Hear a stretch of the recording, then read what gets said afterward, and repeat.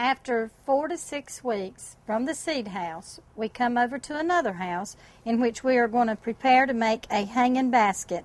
You will need medium dirt, not fine dirt, but medium dirt. This is what your flat actually looks like after coming from the seed house. Most of your hanging baskets, it will take 3 to 4 plants to make it. This is a standard 10-inch hanging basket. With this particular, which is a petunia wave, it will only take 3. However, like your vinca, you possibly could use 4. And we use what we call a slow release fertilizer.